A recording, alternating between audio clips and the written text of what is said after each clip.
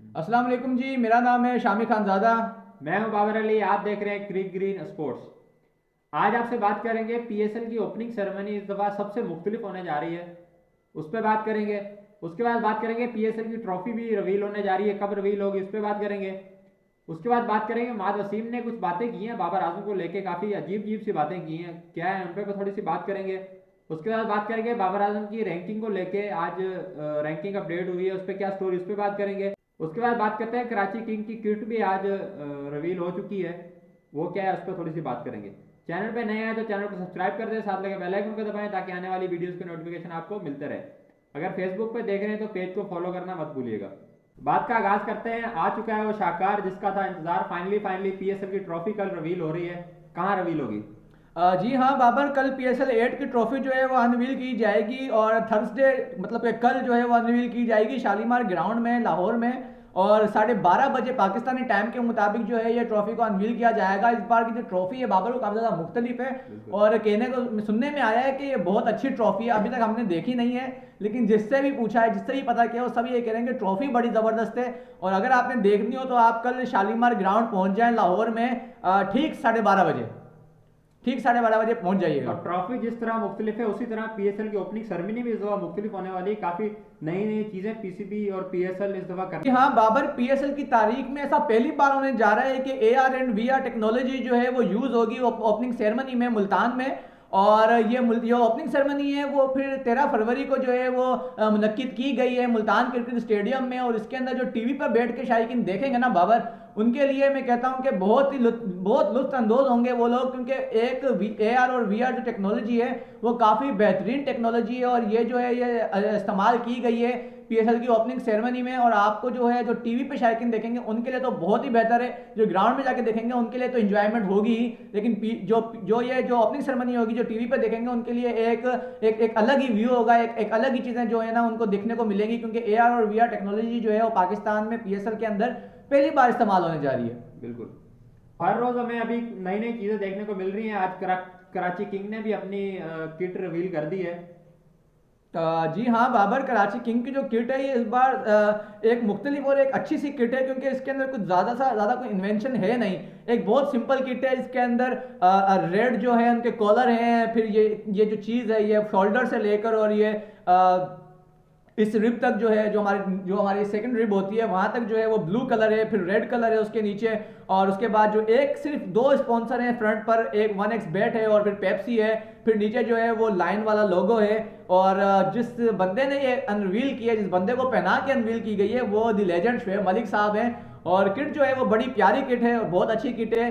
One of the best kit है PSL के जितने भी सीजन हुए हैं उनमें से वन ऑफ द बेस्ट है ये। पर ये वाली किट मुझे पर्सनली कहीं ना कहीं इतनी खास नहीं लगी। इससे इससे पिछले वाली किट ज़्यादा बेहतर लग रही थी। और मुझसे लेकिन पूछा ना तो मेरी फेवरेट जो थी वो PSL 5 की जो उनकी किट थी, क्योंकि वो विनिंग किट थी, शायद इस वजह से मेरी फेवरेट थी या पता नहीं क्या। लेकिन मुझे PSL 5 की किट जो है ज़्यादा पसंद आई थी। खैर, हर किसी की अपनी अपनी पसंद होती है। उसके बाद बात करते हैं, इमाद वसीम ने आज काफ़ी अजीब अजीब सी बातें की हैं बाबर आजम को लेके। कल भी एक वो चैनल पे बैठे हुए थे तब भी ऐसे बातें कर रहे थे, आज भी क्या बात की उन्होंने? जी हाँ बाबर, हमने जैसे कि देखा है हाल ही के अंदर कि एक पूरा मैं नाम लेना चाहूँगा इस न्यूज़ चैनल का, बाबर आजम के कराची किंग्स छोड़ने के बाद जो है एक मुहिम चलाई गई, एक सब कुछ चलाया गया। कभी कोई जर्नलिस्ट आके कुछ कहता है, कभी कोई लेजेंड आके कुछ कह देता है, कभी कोई आगे कुछ कह देता है, कभी कोई आगे कुछ कह देता है। तो ये चीज़ हमें समझ नहीं आती कि ये सब कुछ कराची किंग्स छोड़ने के बाद ही क्यों हुआ।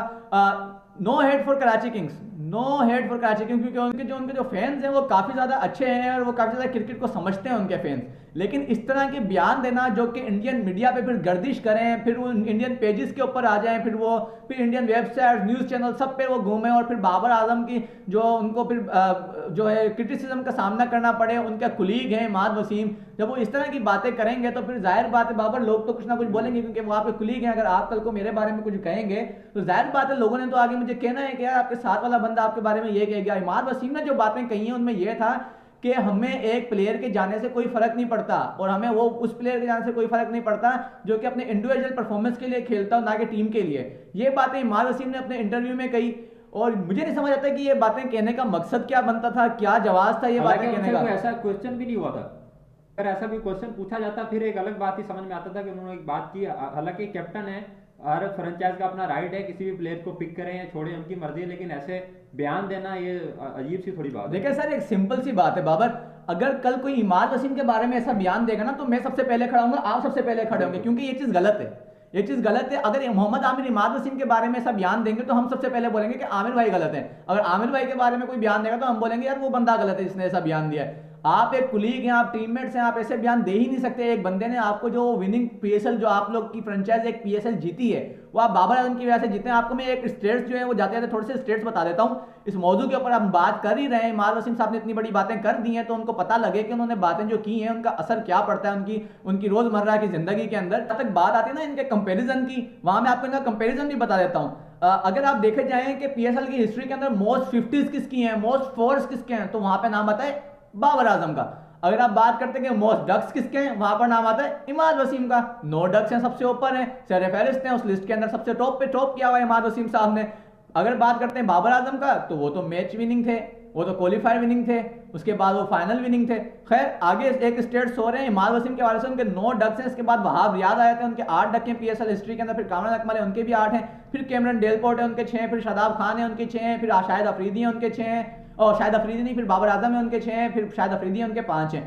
तो ये हो गई स्टेट्स हो गई इमाद वसीम को लेकर। उसके बाद सेकंड स्टेट्स हम आपको दे देते हैं पीएसएल 5 पीएसएल 2020 की बात कर लेते हैं, जिसके अंदर स्टेट्स थे कि बाबर आजम, जिसको कहा जा रहा था कि वो जो प्लेयर है जो अपने खुद के रिकॉर्ड्स के लिए खेलता है, अपने पर्सनल माइलस्टोन्स के लिए खेलता है, इमाद वसीम ने कहा। तो स्टेट्स कंपेरिजन कर लेते हैं जरा। बाबर पीएसएल 2020 के अंदर बाबर आजम ने लीडिंग रन स्कोरर थे विद 473 रन और 59.12 का उनका एवरेज था। फिर प्लेयर ऑफ द मैच थे क्वालिफायर्स में, फिर प्लेयर ऑफ द मैच थे फाइनल्स में, फिर प्लेयर ऑफ द टूर्नामेंट रहे बाबर आजम, जो पीएसएल कराची किंग्स ने जीता था। उसके अंदर बाबर आजम की ये परफॉर्मेंस थी, एक इंडिविजुअल परफॉर्मेंस, जो बंदा अपने लिए खुद के लिए खेलता है, ये उसकी परफॉर्मेंस है। और अब बात आ जाती है इमाद वसीम साहब की। तो इमाद वसीम साहब ने पीएसएल 5 के अंदर, जो कि विनिंग कैप्टन है इमाद वसीम, उन्होंने सिर्फ और सिर्फ 11 से चले 11 मैचेस में 2 तो मेरे ख्याल में उसका वो तो मेरे ख्याल से हुए नहीं थे, मैच पूरे नहीं हो पाए थे, तो वो हम निकाल देते हैं। इमाद वसीम साहब ने 9 मैचों में सिर्फ 5 विकेट लिए हैं और 158 रन किए हैं पीएसएल 5 के अंदर। हाँ, ये है विनिंग कैप्टन। बाबर आजम तो अपने लिए खेले थे वो टूर्नामेंट।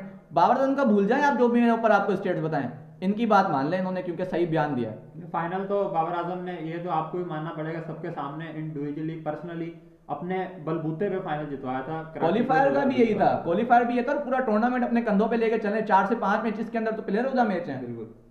चलो जी, बातें ऐसी करते रहेंगे तो खत्म ही नहीं होगी। आगे बात करते हैं बाबर आजम की T20 रैंकिंग को लेके। आज फिर रैंकिंग अपडेट हुई थी, एक बार फिर बाबर आजम ने अपने आप को प्रूव किया है। जी हाँ बाबर, जिस तरह की आज रैंकिंग अपडेट हुई थी T20 की, T20I रैंकिंग जो थी वो अपडेट हुई थी, आज वेडनेसडे था। तो बाबर आजम जो हैं वो तीसरी पोजीशन उन्होंने ले ली है, और डेवन कॉनवे हैं वो चौथी पोजीशन पे चले गए हैं। बाबर आजम एक स्टेप ऊपर आ गए, तीसरे पोजीशन उन्होंने हासिल कर ली है। अब across all formats Babar Azam की जो रैंकिंग है वो T20I में तीसरे नंबर पे है बाबर आजम, ODI में नंबर 1 है, और टेस्ट के अंदर नंबर 3 बाबर आजम की रैंकिंग है। वो अपने लिए खेलते हैं, इसीलिए तीनों फॉर्मेट्स में वो आपको टॉप 5 में नजर आते हैं। खैर इसी के साथ वीडियो का एंड करते हैं। आपको वीडियो पसंद आई तो लाइक और कमेंट कीजिएगा। मिलते हैं आपसे किसी और वीडियो में। अपना ख्याल रखें। अल्लाह हाफिज़। अल्लाह।